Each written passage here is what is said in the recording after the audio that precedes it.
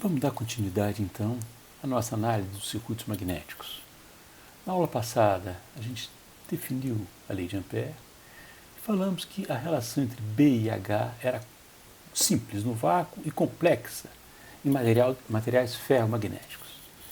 Nessa aula de hoje, então, nós vamos detalhar essa complexidade e vamos tentar simplificar a equação de Faraday através da definição do coeficiente de indutância. Então, resumindo, vamos entender essa relação entre esses dois vetores, B e H, particularmente materiais ferromagnéticos.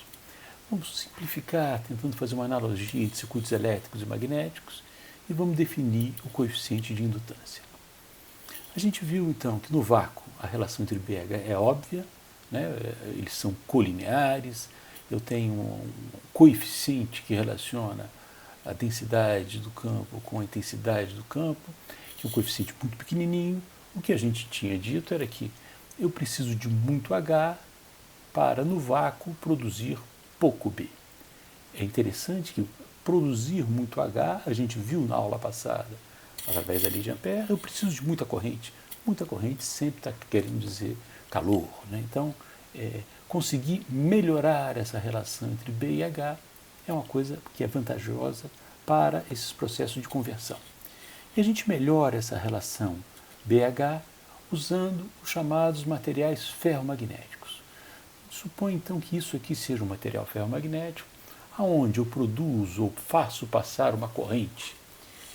Quando a corrente nesse meu condutor, nessa minha bobina é igual a zero, a gente diz que os domínios magnéticos nesse material ferromagnético estão colocados ou estão alinhados de uma forma aleatória. À medida que a corrente passa a circular nessa minha bobina, eu passo a aumentar essa corrente, esses domínios magnéticos passam a se alinhar. Então, o efeito que a gente tem da densidade de fluxo no material ferromagnético é a composição desses dois efeitos. É a composição da densidade do fluxo no vácuo, mais o que a gente chama de densidade do fluxo intrínseca do material ferromagnético. Em geral, a gente junta esses dois efeitos, dizendo que há uma proporcionalidade entre B e H, e a gente chama esse coeficiente de proporcionalidade μ0 multiplicado por μr, que é a permeabilidade relativa. Note também que, a partir de um determinado momento, quando eu começar a aumentar muito essa corrente I, todos os domínios magnéticos vão estar numa mesma direção. Ou seja, num determinado momento, a densidade de fluxo intrínseca para de aumentar e um aumento de H vai produzir um aumento residual de B. Nesse momento, a gente diz que o material ferromagnético está saturado. Então, como eu falei, essa relação entre B e H, utilizando materiais ferromagnéticos, eu quero, com pequenas causas, ter grandes efeitos, e quando todos os meus domínios magnéticos estão alinhados, eu digo que o meu material está saturado. Eu uso, então, aqui, por exemplo, uma curva para um determinado material ferromagnético, relacionando B com H.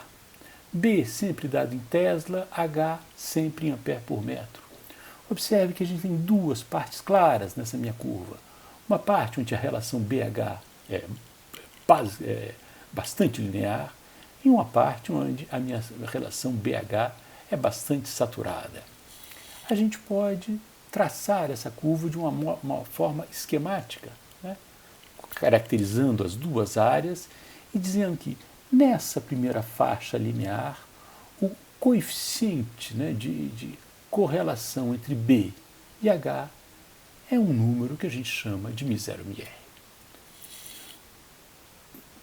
Quando a gente muda a análise da nossa relação BH para materiais em circuitos em corrente alternada, o que a gente quer dizer com isso? Imagine que agora eu aplico nesse meu toroide uma tensão alternada. Aí a minha corrente vai entrar na bobina e sair, vai pulsar na bobina. Evidentemente, a direção da minha intensidade de campo, ela vai pulsar também para um lado e para o outro, né? Quero mostrar o que acontece quando a gente alimenta uma bobina num toroide com uma corrente alternada. A relação fica ainda mais complexa e o efeito a gente chama de efeito de esterese. Olha só, ao variar o I ou variar o H, significa ir para um lado e para o outro a cada ciclo nessa minha curva BH. Observe que, no material ferromagnético, a relação BH é altamente não linear. Para um mesmo valor de H, eu tenho dois valores de B. Para quando a gente chega com H igual a zero, ou seja, I igual a zero, eu tenho ainda muitos daqueles nossos domínios magnéticos alinhados na direção positiva. Ou seja, eu tenho uma densidade de campo residual que mantém como se fosse um ímã aquele material ferromagnético.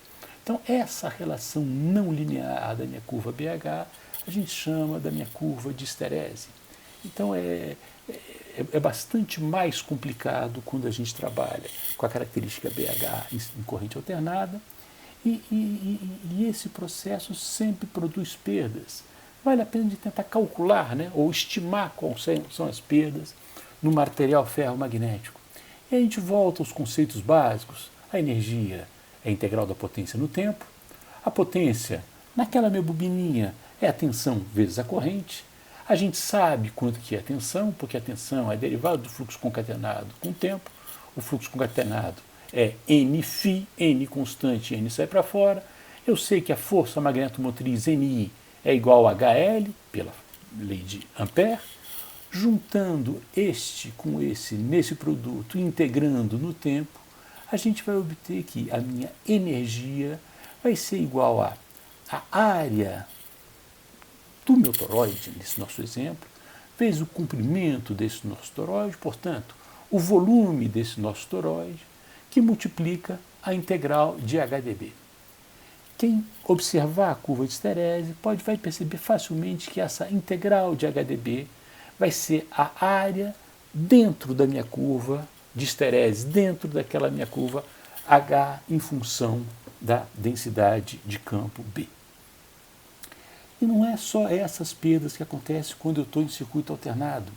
Acontece que, se eu tenho um B que está variando no meu material ferromagnético, evidentemente eu vou ter um fluxo que vai variar nesse meu material ferromagnético, portanto, eu vejo no material ferromagnético correntes, a lei de Faraday se aplicando, portanto, aparece uma tensão nesse material que faz circular uma corrente. A gente chama essa corrente de circulação, ou em inglês, eddy current. O que a gente usa para diminuir essa corrente de circulação, portanto, que é uma coisa que só aquece o meu núcleo de ferro, é laminar. Quando a gente lamina e isola cada uma das minhas barras de ferro, a gente aumenta o caminho da circulação da corrente, aumentando assim a resistência, diminuindo o valor da corrente. Em última análise, as perdas no núcleo é sempre dada pelas perdas de esterese, mais essas perdas pelas correntes de circulação. Ainda para que a gente entenda, né, aquele nosso circuito magnético, vale muito a pena a gente fazer uma comparação, né, de circuitos magnéticos com circuitos elétricos. A analogia é bastante fácil de entender, né? No circuito elétrico eu tenho que a corrente é igual a densidade de corrente vezes a área, o fluxo é a densidade de fluxo vezes a área.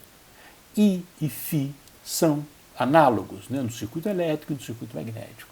A tensão dos terminais é dada pelo campo elétrico, pela integral do campo elétrico ao longo da distância. A força magnetomotriz é a integral da intensidade de campo pelo comprimento. Portanto, a força magnetomotriz e a tensão, como eu já tinha dito, elas são análogas, e a relação entre a densidade de corrente e a intensidade de campo e a densidade de fluxo e a intensidade de campo são uma relação linear. Se eu pego essas três equações e junto, eu obtenho o que a gente define como a lei de Ohm. Ou seja, a tensão está relacionada com a corrente através de uma resistência.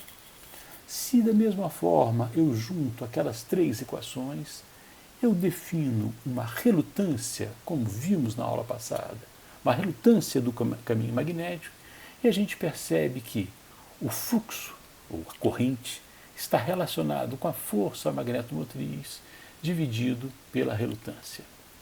É interessante a gente voltar àquele gráfico BH para mostrar que essa relação BH, quando eu conheço o material ferromagnético, se eu pego B e multiplico pela área, eu tenho fluxo. Se eu pego a H, multiplico pelo comprimento, eu tenho a força magnetomotriz.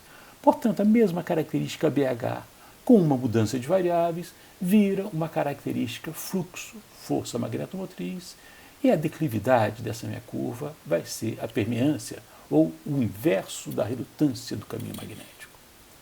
Finalmente, está definida aqui a permeância, que é o inverso da relutância. Finalmente, eu queria definir a indutância. A indutância é, por definição, a relação entre o fluxo concatenado e a corrente. Eu consigo, usando as expressões que a definição do fluxo concatenado, a definição da força magnetomotriz, né, a gente diz então que a minha indutância é a função do número ao quadrado de espiras dividido pela relutância do caminho magnético. Essa definição de indutância é muito importante porque ela nos simplifica a lei de Faraday.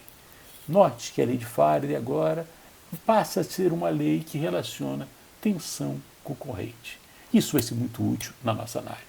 Voltando então ao nosso gráfico, se eu conheço então o número de espiras que tem na minha bobina, multiplico o fluxo pelo número de espiras, vai dar o fluxo concatenado, eu divido a força magnetomotriz pelo número de espiras, vai dar a minha corrente, e a relação entre lambda e I é esse coeficiente que a gente definiu como coeficiente de indutância.